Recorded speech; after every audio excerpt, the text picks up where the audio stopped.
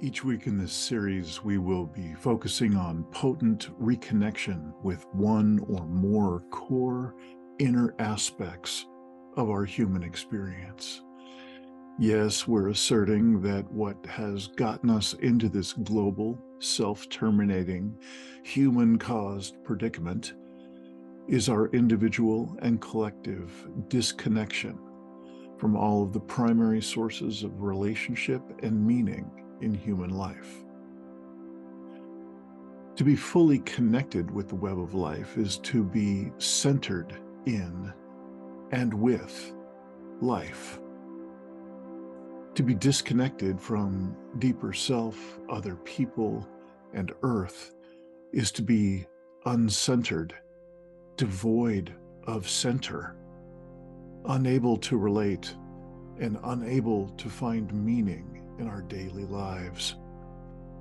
This series is intended to give us a shared access to distinctions, inquiries, exploration, and practices that can assist us in the process of reclaiming our individual centers in a number of core aspects of our human experience. Hey there. This week's focus is the mental body, specifically how we might reclaim a felt sense of center in our mental body. One part of that recentering ourselves in the mental body could be called sense making. To prompt our journaling, conversations, and practices in Living Resilience Community of Practice, I found myself incapable of giving this topic even minimal descriptions or context within the confines of one brief source video, this one, and one 90-minute Wednesday session.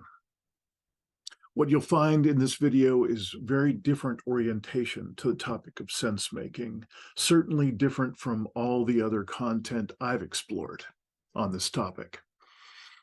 The majority of this week's source video will be an opportunity to hear from two people whom I judge to be strongly embodying a felt sense of center in what we here in Community of Practice would call our feeling body and our mental body. In order to make this a more meaningful and potent practice for Community of Practice, I'm including a suggested set of practices that we each can do alone as we watch the video and after. I also will be including a couple of practices we might do together in pairs, in calls outside of the Wednesday meeting calls. The final element I'm including in both of these weeks, during which we will be focusing on reclaiming center in the mental body or sense making, is in the show notes of both videos in both weeks. I'll be including a number of suggested long-form videos meant to give examples of other methods of sense-making, to see how others have approached this topic.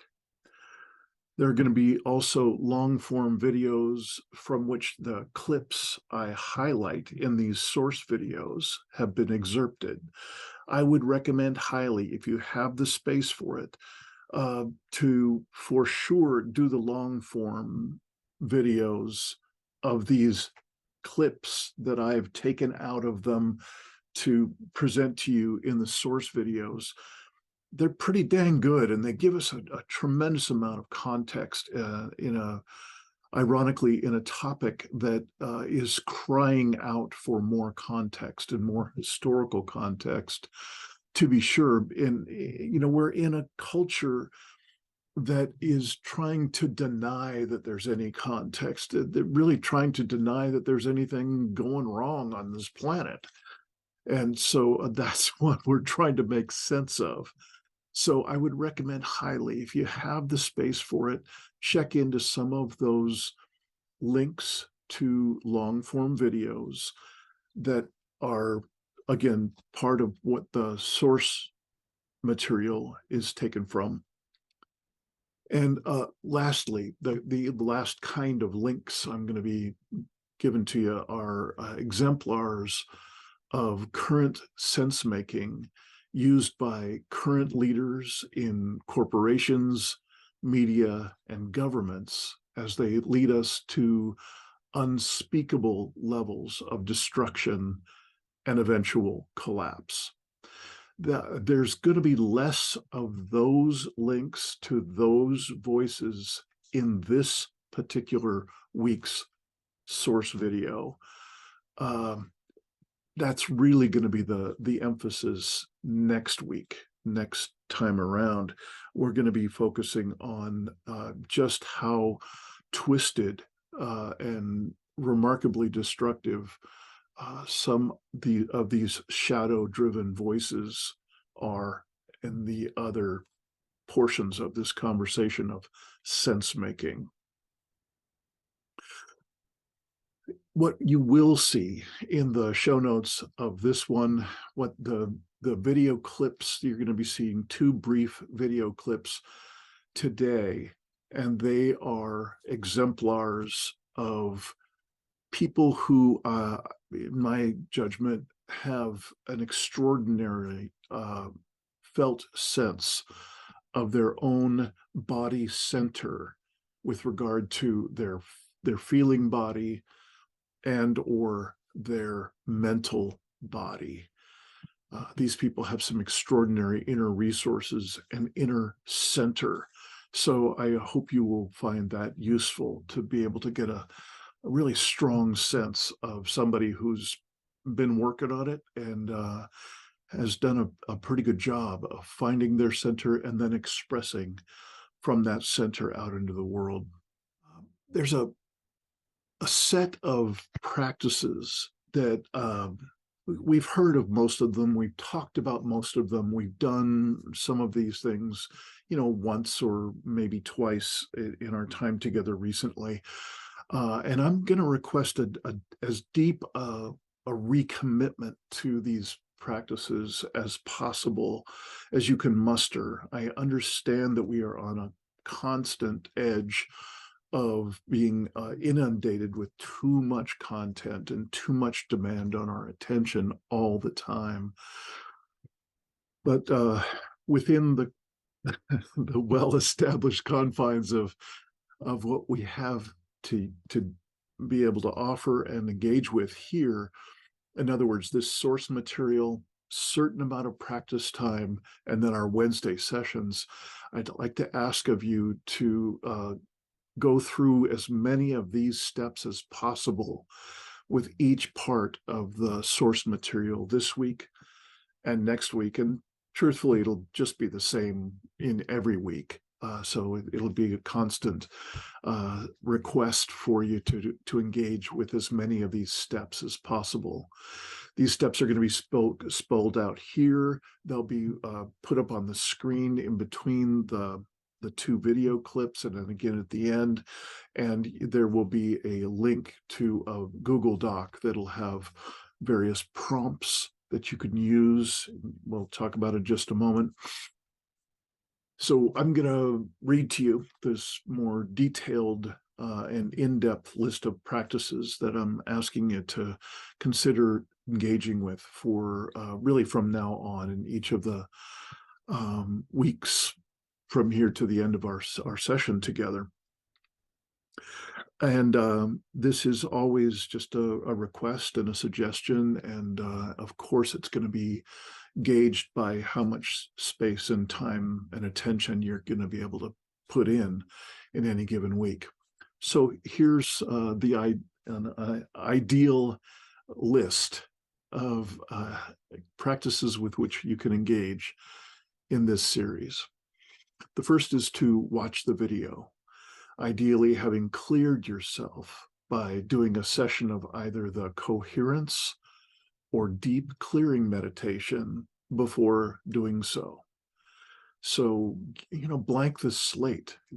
Given the 24/7 constant fire hose of content in our world, please give yourself an opportunity. Perhaps it's a walk in nature, whatever you do to be able to blank your slate, to blank your screen, to give yourself some more space to more fairly take in what these two exemplars are going to be offering.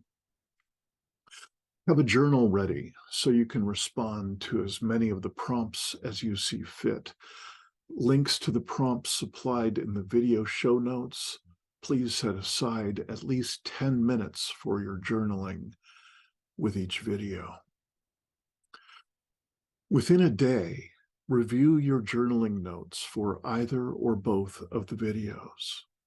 Scan your feeling and mental bodies. After getting a sense of what parts of each video had impacted you and stayed with you, engage with the deep clearing meditation to get a more vivid sense of how any message from this experience has landed in your physical, feeling, or mental bodies. Make note of any insights, strong feelings, numbness, or unusual thoughts. Ideally, write these things down in your journal. One thing I want to make abundantly clear is this is a request for you to do all the scanning, do all these elements that are suggested in number 3 on this list, and then, if at all possible, practice again with the deep clearing meditation. That will be the ultimate way to scan your system to see where and how these important emotions or thoughts and so on have landed in your system. This is the ideal way to be able to scan your system and see where and at what intensity these pieces have landed from the videos processed by you and landing in your body. The fourth step, optional and strongly recommended additional practice, set up a buddy call with a willing community of practice buddy.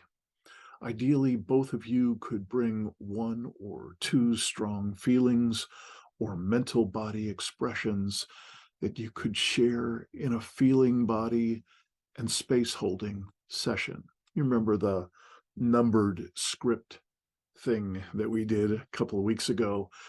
My strong recommendation is, if you can do it, set up a way to do that simple script, that space holding and feeler reporting script, at least once a week. That would be my ideal request of you to engage, because it's going to be more and more useful, and yet more and more nuanced as the weeks go by, as we encounter different bodies with subtler and subtler dimensions to be scanned. So, video 1. This video is an excerpt of an interview with regenerative human systems teacher, designer, and builder Joe Brewer. The whole video is about 90 minutes and gives a vivid picture of Joe's life's work in designing and building regenerative human systems, systems that reclaim whole bioregions while being ultimately sustainable for humans and the ecosystem involved. In my experience, Joe Brewer is a remarkable exemplar of a person who has reclaimed his center in every one of his bodies, as we say here.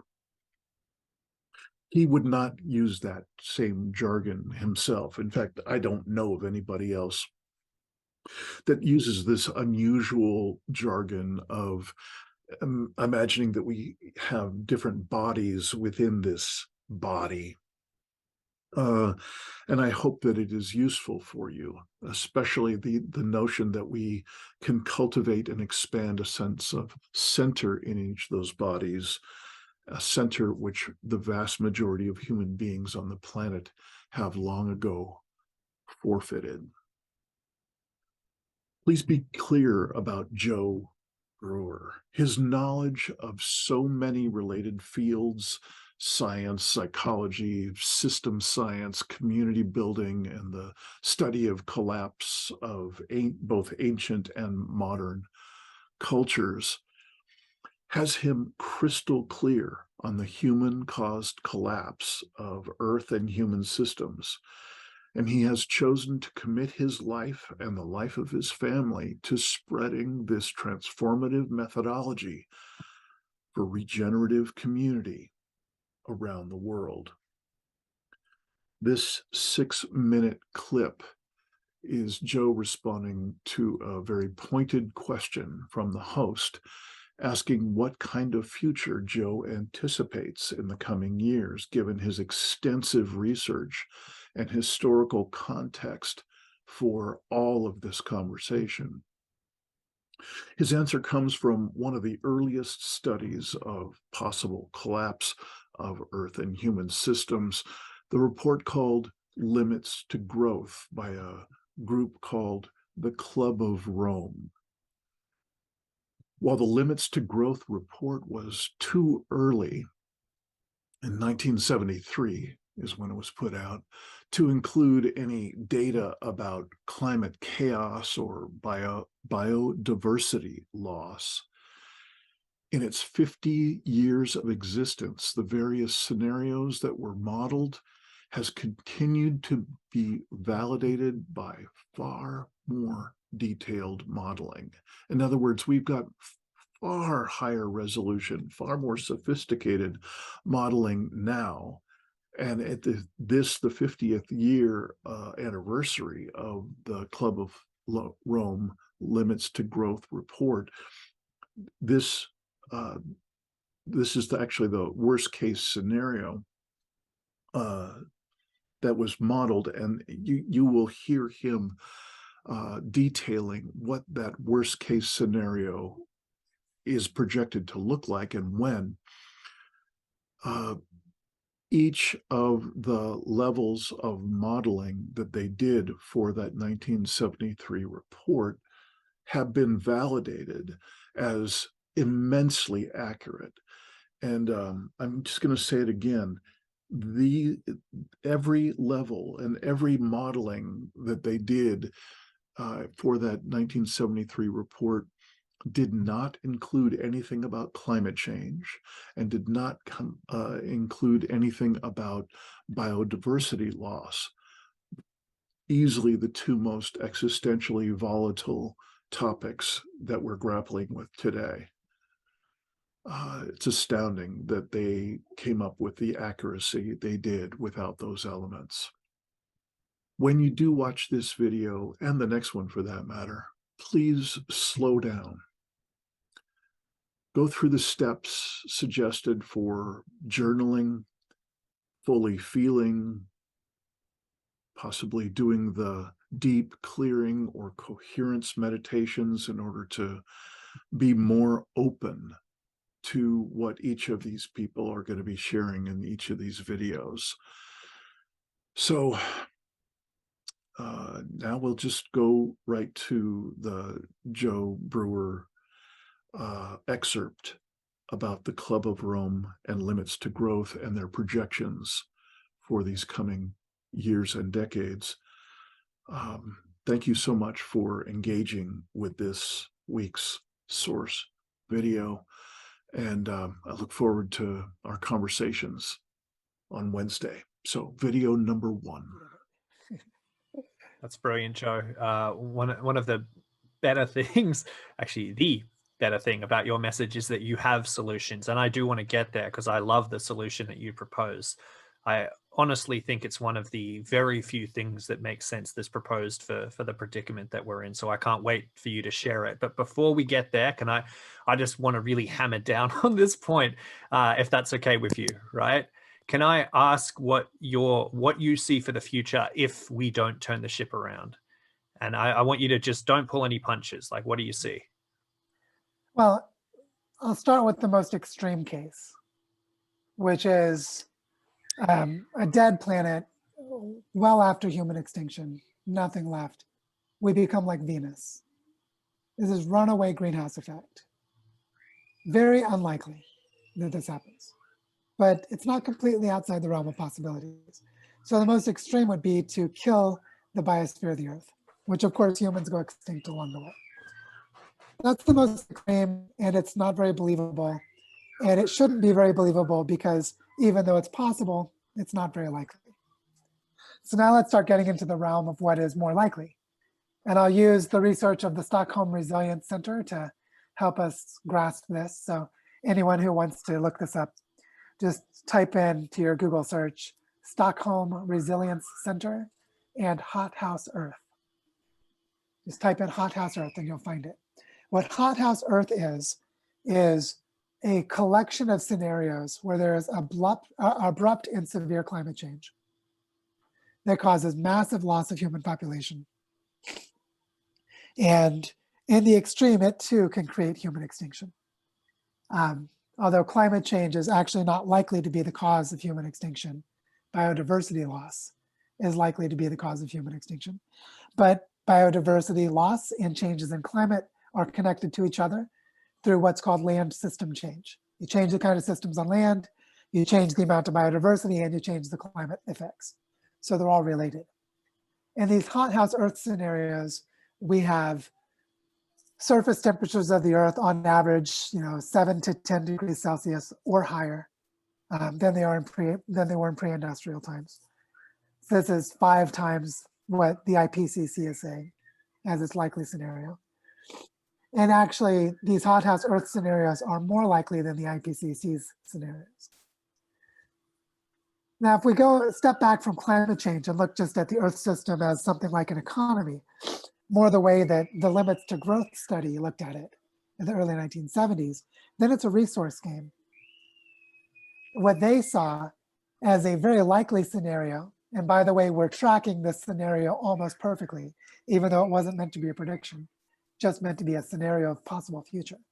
What they called business as usual said that sometime around 2015, there would begin to be fluctuations in energy markets for the price of energy that would then have consequences of food riots and violent conflict in different parts of the world. Holy shit. Might sound familiar. And Arab Springs. Yeah, exactly. And that this leads to a mismatch between production of energy systems and energy needs that are connected to commodity food crops and manufacturing, which causes a cascade of collapses across the global economy starting around the year 2020. And what their business as usual scenario showed is that human population stops growing at 2030, which makes you think the collapse starts at 2030. But think about it for a moment. Human population is going up exponentially. For it to become zero population growth, the death rate has to go up exponentially to match the growth rate. And when the death rate and growth rate are equal, human population stops growing. So if human population stops growing in 2030, that means between 2020 and 2030, there's an exponential rise in death rates. There's a die-off. Now in their scenario, they showed the population peaking around 8 billion, and we're more likely to peak in 2030 around 9 billion, but still it's the same basic structure. And then what they show is that between around 2040 and 2070, human population drops to about 1.5 billion people and then stabilizes again. And that's the business as usual scenario of limits to growth. So the trajectory we're on is basically that trajectory. We're on the path of increasing death rate due to a variety of events in the next 10 years, human population peaking about 10 years from now, and then an increasing die-off that causes the population to continue collapsing, which means population collapse is roughly 2020 to 2070, 50 years, if that scenario holds. Now, in that scenario, we don't go extinct. But in the Limits to Growth study, they did not account for climate change or biodiversity loss. Those were concepts invented later, after their research was done. So it's actually likely to be worse than that. And I would say that is just the expected conclusion of the pattern that we're in right now, and that we've been in for the last few decades. Yeah, I don't even know what to say to that, Joe. Thank you for laying that out so clearly. You know, my mind's already going to the complexities of geopolitics and like the glacial ice, you know, in the hello. You got a visitor. That's cool. Yeah, my daughter's in the background wanting to hang out. That's nice. That's nice. Yeah, that's a nice juxtaposition, Joe. You know, new life is where it's at. So instead of spending time here, I think my audience has got the point, and I'm wondering, can we talk about your solution, since your daughter is in the background and you have a reason for investing in a solution?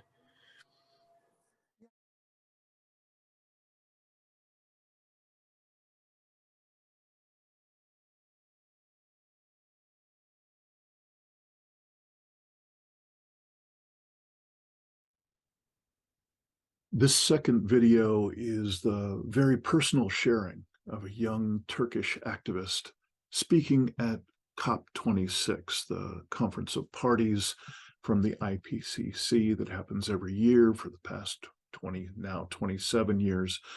And this is her contribution to a panel discussion of activists at COP26. I've included this sharing because, again, I experienced this woman as having a strong and clear center in both her feeling body and her mental body. I'd ask that you make your assessments for yourself. Look at her, listen to her, feel what she's putting out. It's extraordinary. It's very, very personal. And it's meant to be an example of someone at the far end, away from the rather shadow-driven voices that we're going to hear next week, the ones that have come from corporations and from governments around the world, telling us that these are not real issues, that these are not real concerns. They're gaslighting us. They're representing an entirely false reality at the intentionally distorting end and destructive end of the sense-making spectrum. That's coming next week. This week, and the second of two videos of exemplars of people who do have their center, who do have connection, relationship, and context present in their system, as opposed to those shadow-driven elements we'll see next week. I hope you enjoy and are deeply nourished, as I was, by this woman's sharing. She is extraordinary, and she is taking on a deep commitment to activism at this time, and she's doing that with what is quite possibly an equal level of knowledge of what's actually going on in terms of human-caused collapse of Earth's systems. She's quite possibly as knowledgeable as Joe Brewer, and yet you will see her level of heart and commitment to life and to finding some other kind of possibility for human beings into this future.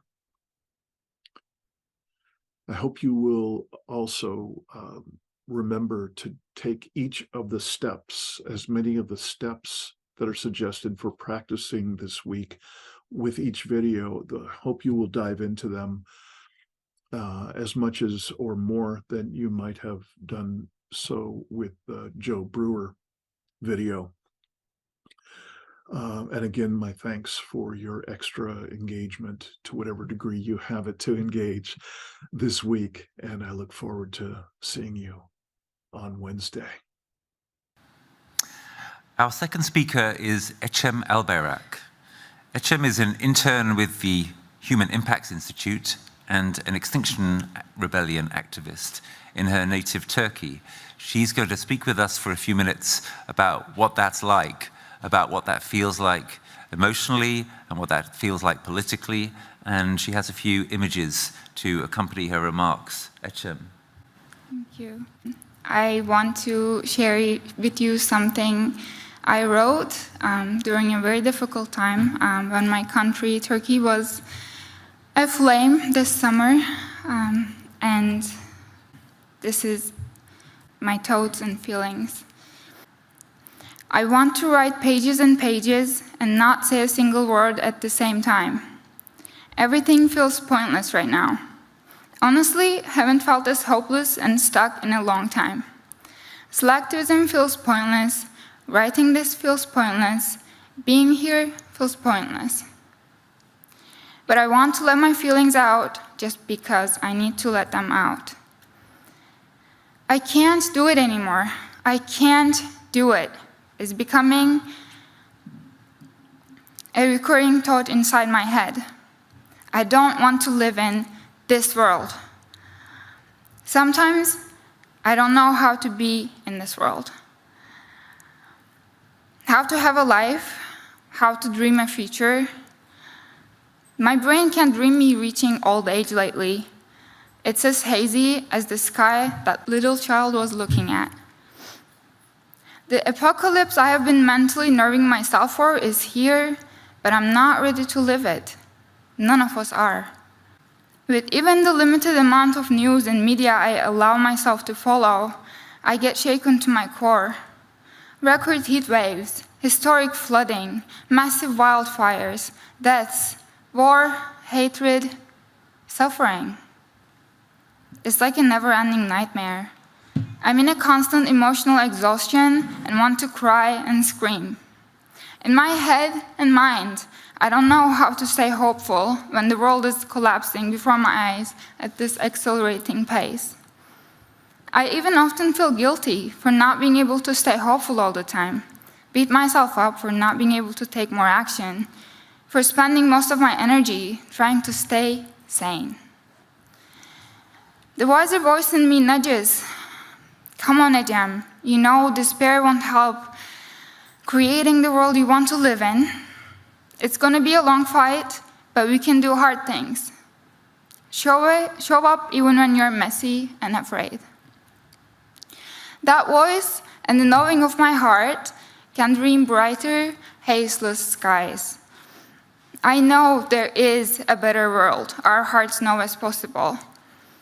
One with empathy, healing, safety, understanding, harmony, peace, freedom, and love. Right now, I'm trying hard to listen to that knowing, that little voice inside me I can hear when I sit still instead of the stubborn chatters of my mind. Frankly, it is what keeps me here. And I wonder what would happen if we all started listening better.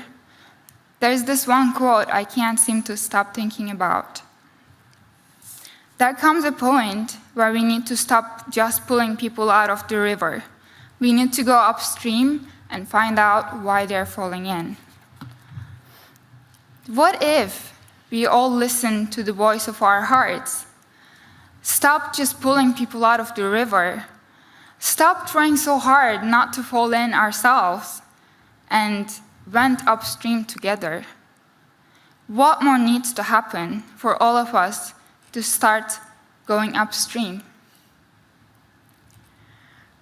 This is the question that keeps me awake at night. How can we collectively go to the upstream and make more people open their hearts to the truth and to the pain and the grief? Because we need to sit in the grief. We have to be willing to acknowledge the pain, the painful truth, because if you don't sit in the reality of the issues, we're just going to continue fooling ourselves, and we don't have time for it anymore. I personally choose to channel my grief and despair into action. That's where I find my hope. These are some photos from some of our actions with the Extinction Rebellion in Istanbul.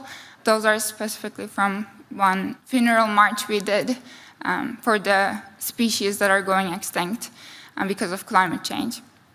The red costume is the Red Rebel Brigades, an artivist troop of Extinction Rebellion, and it symbolizes the common blood that all species share, that unifies and makes us one. And it is really powerful to be walking around on the streets wearing it, because you can see people connecting with it empathetically, and they can understand the message of it. I know what I'm inviting you to do is difficult, opening our hearts to the pain and the grief. It's a deep analysis, and it is painful, but we have to somehow get the strength in ourselves to feel it all. And then we have to find ways to turn it and channel it into action. We first have to feel the pain, and then we have to rise. Thank you.